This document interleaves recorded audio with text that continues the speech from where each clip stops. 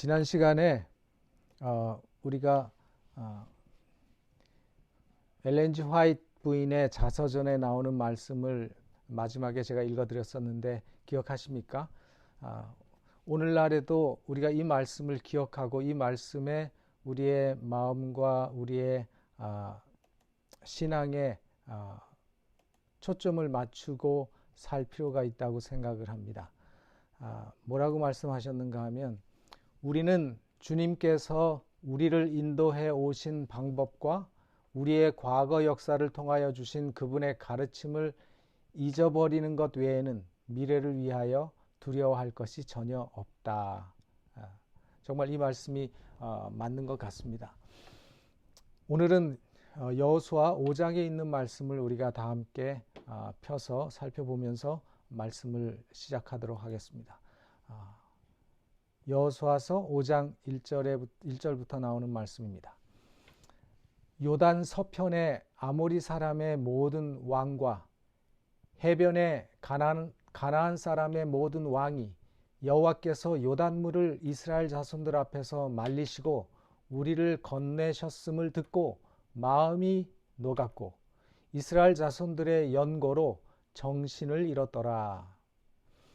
이제 여기 여호수아 5장 1절의 말씀처럼 이제 이스라엘 백성들은 요단강 동편에 있다가 요단강 서편으로 강을 건너서 옮겨서 그들의 이제 진을 치게 됩니다. 그리고 그 진을 친 진영은 이후로 이스라엘 역사에 자주 등장하는 곳이 됩니다.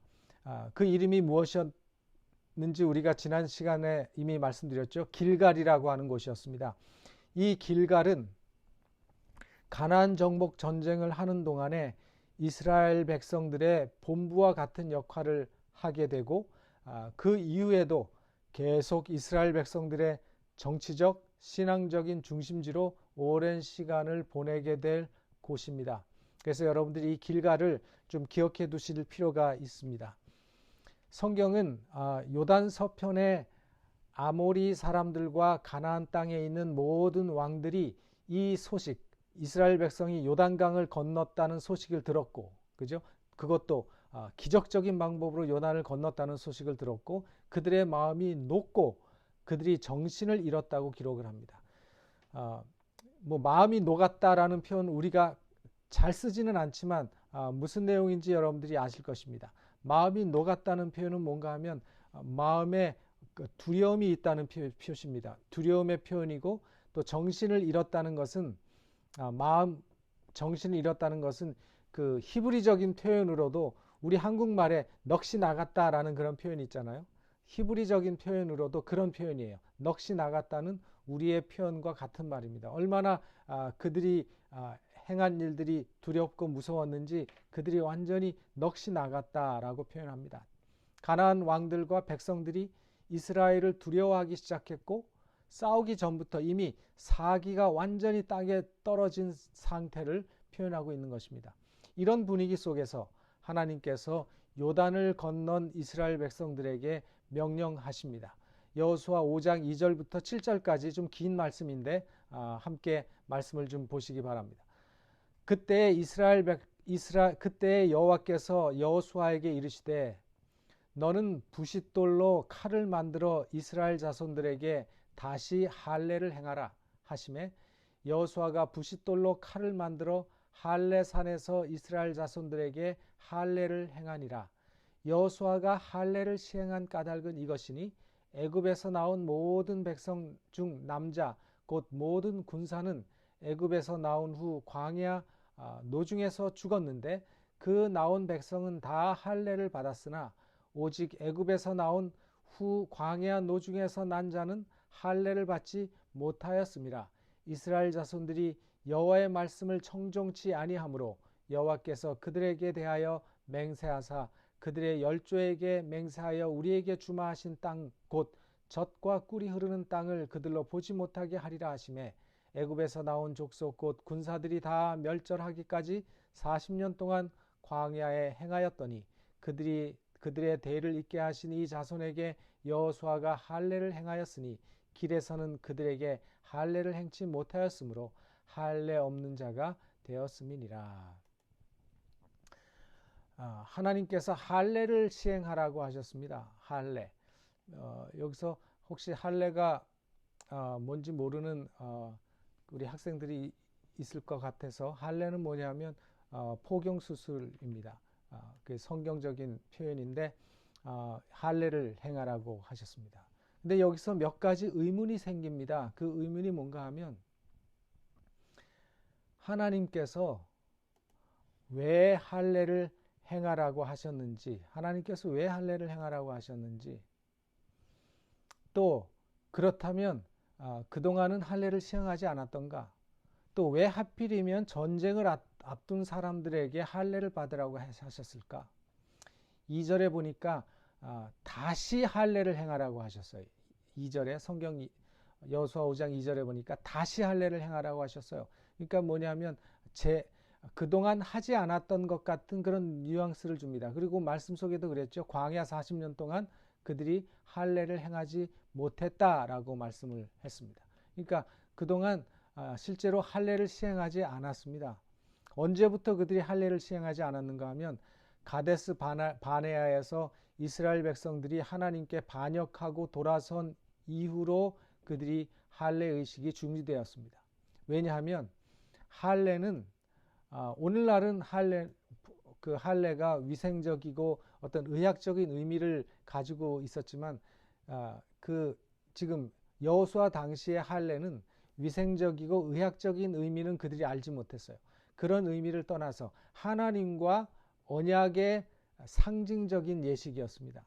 다시 말하면 이스라엘 백성들은 하나님의 자녀가 되고, 하나님은 이스라엘의 보호자요 공급자가 되시고 구원자가 되시겠다는 그런 약속, 그런 언약을 맺는 어떤 표로서 그들로 하여금 할례를 행하게 하셨죠. 그런데 이스라엘 백성들이 가데스 바네아에서 하나님께 반역하고 돌아섬으로 이 하나님과의 언약이 깨어지게 된 것입니다. 그래서 이제 하나님께서는 요단강을 건넌 직후에 다시 하나님과의 언약을 새롭게 하시기를 원하신 것입니다. 그래서 할례를 통해서 이스라엘 백성들이 하나님과의 언약의 백성으로서의 자신의 정체성을 다시 확인하는 것입니다. 그런 의미로 하나님께서 여호수아에게 할례를 행하라고 하셨어요. 또 하나의 의문은 뭔가 하면, 근데 왜 하필 전쟁을 치르기 직전에 있는 이 군사들에게 이 고통스러운 과정을 거치게 하셨을까 하는 것입니다. 무엇보다도 전쟁을 치르기 전에 이렇게 하라고 하신 이유는 자신들이 누구인지를 점검하라는 것입니다. 우리가 세상적인 기준으로 본다면 당장 싸움에 나가야 할 군사들에게 어떤 외과적인 수술을, 그런 할례를 행하는 것은 완전히 이것은 망하는 일이죠. 전쟁에서 싸울 수 없게 만드는 것입니다. 완전히 전투력을 무력하게 만드는 엉뚱한 일이죠. 그러나 하나님께서는 이스라엘 백성들이 또 한 번 전쟁의 승패는 인간의 힘이나 인간의 능력에 있는 것이 아니고 하나님의 손에 있다는 사실을 믿게 하기를 원하신 것입니다. 그게 세상의 전쟁이건 그게 영적인 전쟁이건 그 승패는 우리에게 달린 것이 아니라 하나님의 손에 있다는 사실, 그 깨달음과 확신이 먼저라는 것입니다. 그것을 먼저 믿고 그것을 먼저 신뢰하는 것이 먼저 있어야 된다는 것입니다. 그래서 하나님께서 할례를 행하라고 하셨어요. 그래서 이 할례는 뭔가 하면 하나님과의 관계의 회복을 먼저 명하셨다는 것입니다. 다시 말해서 전쟁을 앞둔 이스라엘 백성들이 전략이나 어떤 군사력이 아닌 하나님과의 관계 회복부터 도모한 것이 바로 여호수아서 5장의 할례를 다시 받으라고 하는 그 의미였다는 사실입니다. 계속해서 여호수아 5장 8절 9절에 있는 말씀을 보겠습니다. 여호수아 5장 8절과 9절에는 이렇게 말씀하십니다. 온 백성에게 할례 행하기를 필하매 백성이 진주 각 처소에서 처하여 낫기를 기다릴 때 여호와께서 여호수아에게 이르시되 내가 오늘날 애굽의 수치를 너희에게서 굴러가게 하였다 하셨으므로 그곳 이름을 오늘까지 길갈이라 하느니라. 네. 할례를 행한 후에 상처가 아물고 고통이 사라질 한 3, 4일 기간 동안, 그 3, 4일의 기간이 지난 후에 하나님께서 말씀을 하셨습니다. 뭐라고 말씀하셨는가 하면 너희들이 진영을 친 바로 이곳의 이름을 길갈이라고 부를 것이다. 그래서 길갈이라고 하는 지명이 바로 이때 탄생하게 됩니다. 길갈이라고 하는 이름의 뜻이 뭐라고요? 애굽의 수치를 굴러가게 하셨다. 원래 뜻은 수치를 굴러가게 했다. 굴러가게 했다라고 하는 그런 뜻이에요. 근데 이제 애굽의 수치를 굴러가게 하셨다라고 하나님께서 거기에다가 의미를 부여하셨습니다. 우리가 아는 것처럼 하나님께서는 광야 40년 동안 하나님의 은혜로 구름 기둥과 불 기둥, 그리고 매일 하나님께서 하늘의 양식 만나를 먹이셨습니다. 그리고 그 사막에서, 건조한 땅에서 신선한 물이 매일매일 제공되었습니다. 그럼에도 불구하고 이스라엘 백성들은 하나님에 대해서 반역하고 불순종했어요.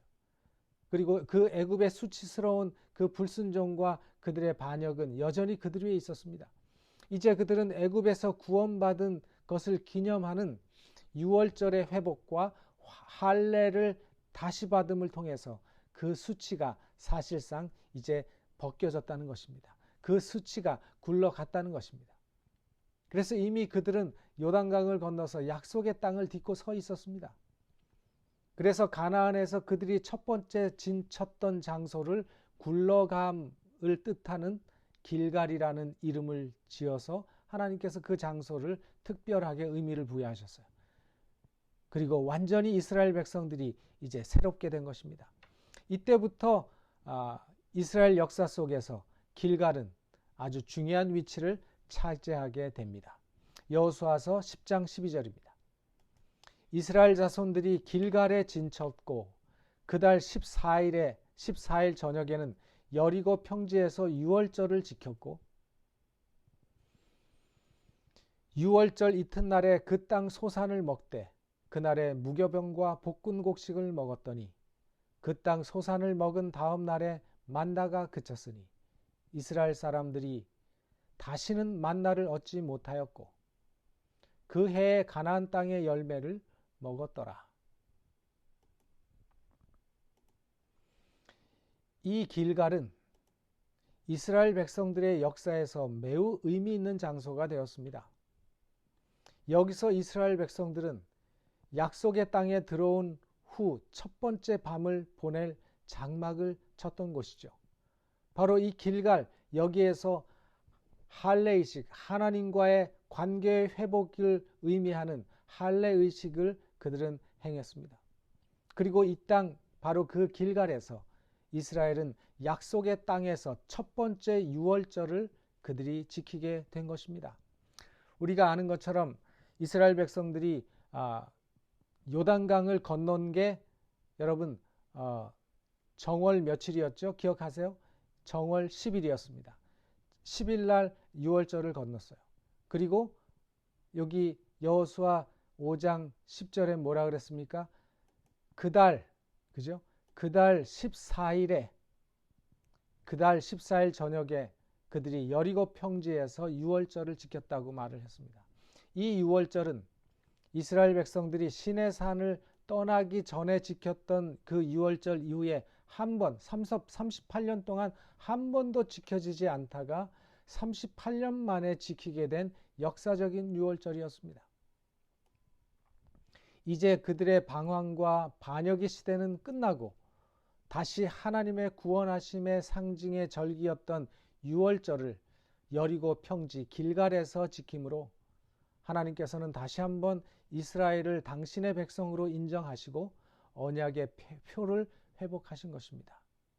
그래서 여호수아 5장 12절에 말씀하시기를 유월절 이튿날에 그 땅 소산을 먹되 그날에 무교병과 볶은 곡식을 먹었더니 그 땅 소산을 먹은 다음 날에 만나가 그쳤으니 이스라엘 사람들이 다시는 만나를 얻지 못하였고 그 해에 가나안 땅의 열매를 먹었더라. 여러분, 이게 얼마나 역사적인 기록인지 모릅니다. 이미 우리가 요단강을 건널 때 그 시기가 보리를 수확하는 시기였다는 사실을 우리가 지난 장에서 이미 확인을 했죠. 그래서 바로 요단강을 건너고 바로 그 땅 길갈에서 이스라엘 백성들은 처음으로 가나안 땅에서 수확한 곡식을 먹게 됩니다. 그리고 그 땅 길갈에서 드디어 40년 동안 하나님께서 공급해 주셨던 만나가 그치게 되었다고 말씀하십니다. 이렇게 광야에서 방황하던 그 장구한 세월은 끝나고 이스라엘 백성들의 발은 마침내 약속의 땅을 밟고 있었습니다. 드디어 광야 40년 세월의 마침표를 찍는 순간인 것입니다. 그런 점에서 이 길갈이라고 하는 이름이 중요한 의미를 가지고 있는 것입니다. 애굽의 수치를 굴러가게 하셨다. 굴러가게 하셨다. 수치를 굴러가게 하셨다. 그 의미의 길갈. 그래서 그 길갈의 의미 속에는 또 무슨 의미가 있는가 하면 새 출발의 의미가 있는 것입니다. 우리는 뉴스타트 좋아하지 않습니까? 새 출발. 우리의 인생에서 새 출발은 굉장히 의미가 있습니다. 누구든지 하나님께서는 사람들이 새 출발할 수 있는 기회를 주십니다. 바로 하나님께서는 길갈에서 이스라엘 백성들에게 새 출발하는 기회를 주신 것입니다. 그래서 이 길갈은 여러분들이 지금 이제 그림에서 보시는 이 길갈은 지금은 어딘지 정확히는 없지만 대충 사람들이 이것이 아닌가라고 생각을 합니다. 이 길갈은 초기 가나안 정복 기간 동안에 군사 작전 기지로 사용이 되었습니다. 또 전쟁에 나간 남자들 외에 여자와 어린아이들, 노인들 그리고 가축들은 바로 그 기간 동안에 이 길갈에 여전히 진치고 있었습니다. 후대 역사에서도 사울이 이스라엘의 초대 왕으로 세워진 곳이 바로 여기에서 왕으로 추대되었습니다. 또 하나님의 언약궤가 여기에서 가나안 정복 때까지 길갈에 계속 머물러 있었고 그 이후에 가나안 정복을 마친 후에 하나님의 언약궤는 실로로 옮겨지게 됩니다. 그처럼 이 길갈은 수백 년 동안 이스라엘 백성들의 영적인 중심지로서 또 정치적인 중심지로서 큰 역할을 하는 장소가 되었습니다.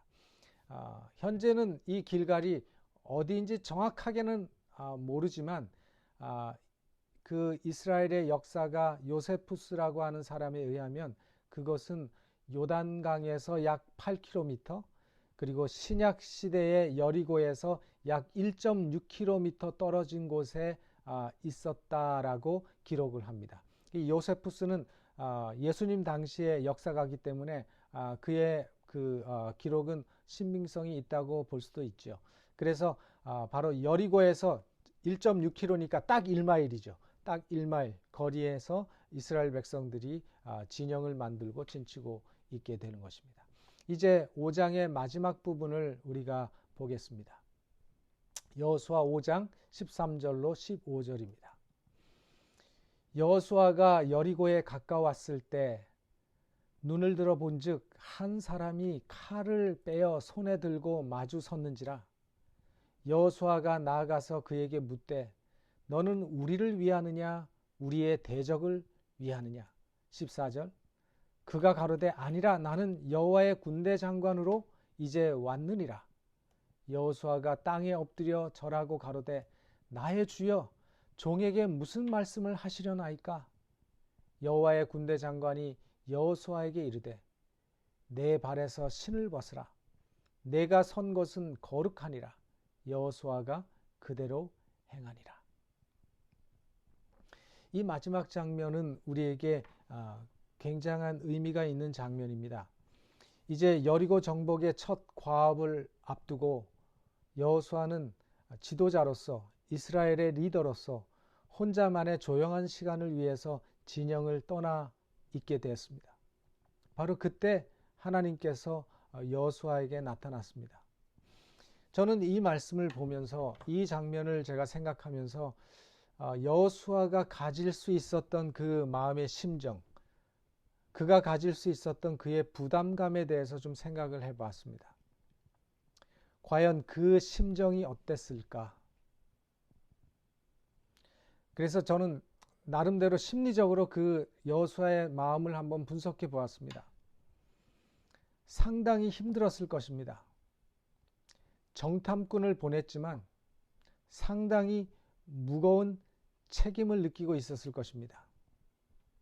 이런 여호수아에게 하나님이 나타나셨습니다. 저는 이 하나님의 은혜가 굉장히 크다고 생각을 합니다. 하나님의 은혜입니다. 모세가 힘들어할 때마다 하나님이 나타나셨던 것처럼 이제 이스라엘의 지도자가 된 지 얼마 되지 않는 그 여호수아에게 그가 어깨에 짊어지고 있는 그 부담감에서 해방시켜 주시고 그에게 승리와 성공에 대한 확신을 주시기 위해서 나타나셨습니다. 그리고 여호수아 앞에 나타난 그 군대 장관이 누구인가? 바로 그 군대 장관은 예수 그리스도 하나님 당신 자신이셨습니다. 다시 이 말은 여호수아 네가 이 전쟁을 이끌 군대 장관이 아니고 내가 그이다 라고 말씀하시는 것입니다. 내가 군대 장관이다 라고 하나님께서 말씀하시는 것은 네가 군대 장관이라고 생각하고 전쟁을 앞두고 심적 부담과 걱정과 책임감이 많은데 걱정하지 마라. 네가 군대 장관이 아니라 바로 나다. 그렇게 여호수아의 부담과 책임감 그리고 마음의 걱정을 해방시켜 준 것입니다. 그리고 말씀하시기를 내 발에서 신을 벗으라고 하셨습니다. 저는 이 말씀의 의미에 대해서 어떤 주석 책에 보면 많은 책에서 뭐라고 얘기하는가 하면 신을 벗으라고 하는 그 의미는 하나님 앞에서 겸손하라고 하는 겸손의 요구라고 말하기도 합니다. 하지만 이 말씀은 우리 하나님께서 우리의 모든 책임을 져 주시겠다는 말씀인 것입니다.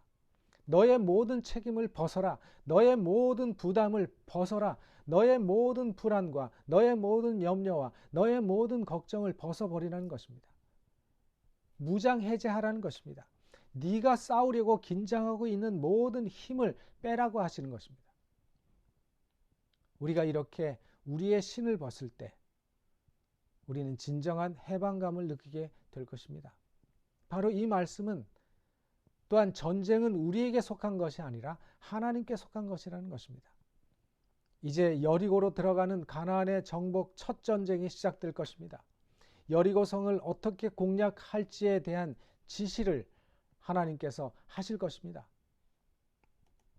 그런 하나님의 말씀을 하시기에 앞서서 하나님께서는 여호수아를 찾으셨습니다. 이 여리고성을 어떻게 공략할지에 대한 지시는 6장에 이어질 것입니다. 이제 여호수아 5장을 제가 정리하면서 오늘 시간을 마치려고 합니다. 첫째, 요단강을 건넌 후에 진친 곳은 그 진친 곳에서 하나님께서 할례를 행할 것을 명하셨습니다. 바로 그 할례의 명령은 관계의 회복이었습니다. 우리 인생의 문제를 해결하기 위해서 가장 먼저 선행되어야 할 것이 있다면 그것은 하나님과의 관계의 회복입니다. 이것은 우리 자신이 누구인지, 우리의 정체성이 무엇인지, 우리의 정체성을 새롭게 하는 일인 것입니다. 그리고 그것이 우리로 하여금 새롭게 시작하게 하는 것입니다. 둘째, 이스라엘이 진치고 할례를 행하고 38년 만에 유월절을 지켰던 그곳을 하나님께서는 길갈이라고 명하셨습니다. 그 길갈의 의미는 여러분들이 기억하시는 것처럼 수치를 굴러가게 하셨다는 의미입니다. 그처럼 오늘 우리에게도 영적인 길갈이 필요하다고 저는 생각합니다.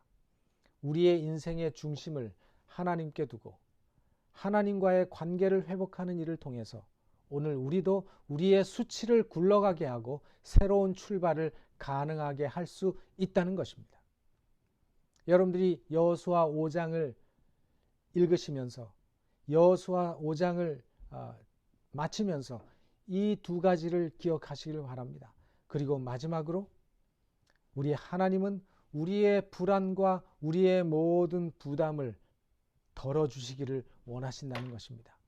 우리가 우리의 부담의 신을 벗고 우리의 걱정의 신을 벗고 하나님을 의지하는 믿음을 가질 때 비로소 우리는 해방감을 느끼게 될 것입니다. 그리고 하나님께서 원하시는 것이 우리가 마음의 부담을 덜고 무담을 떨쳐버리고 하나님을 따르고 믿음으로 순종하며 나아가기를 원하시는 것입니다. 그렇게 할 때 오늘도 우리는 우리 하나님의 놀라운 구원하시는 역사를 경험할 수 있게 되는 것입니다. 오늘 이 안식일 저녁에 우리 모두가 다시 한번 하나님과의 관계를 생각하고 회복하는 귀한 시간이 되기를 간절히 바라면서 말씀을 마치겠습니다. 다 함께 기도하시겠습니다. 하늘에 계시는 저희들의 아버지 하나님, 오늘 여호수아 5장의 말씀을 통해서 우리에게 분명한 교훈과 메시지를 주시니 은혜를 감사합니다. 우리가 우리의 삶을 돌아보며 하나님과의 우리의 관계를 점검하는 저희들 되게 하시고 우리도 우리의 길가를 만들게 하여 주시옵소서. 그래서 주님 안에서 새 출발하게 하시고 하나님을 믿고 따름으로 우리의 부담과 우리가 하려고 하는 모든 신발을 벗어버리고 하나님께 모든 것을 맡기고 하나님의 뜻 안에서 순종하는 그리고 믿음의 길을 가는 우리 모두가 되게 하여 주시옵소서. 오늘 이 귀한 안식일 저녁 주의 백성들 주님께서 기억하여 주시고 오늘 우리와 함께 기도하는 모든 주의 종들에게 하나님의 은혜와 은총이 임하여 주시고 또 무슨 사정에 있는지 참석하지 못한 모든 분들에게도 하나님께서 은혜를 주시고 이 안식일을 기억하여 그들이 거룩하게 구별하는 귀한 성도들 되도록 도와주시옵소서. 이제 우리가 쉴 때 하나님께서 저희와 함께 하시고 우리의 육신의 피곤과 삶의 나른함에서 우리를 새롭게 회복시켜 주시옵소서. 예수님의 이름으로 간절히 기도하옵나이다. 아멘.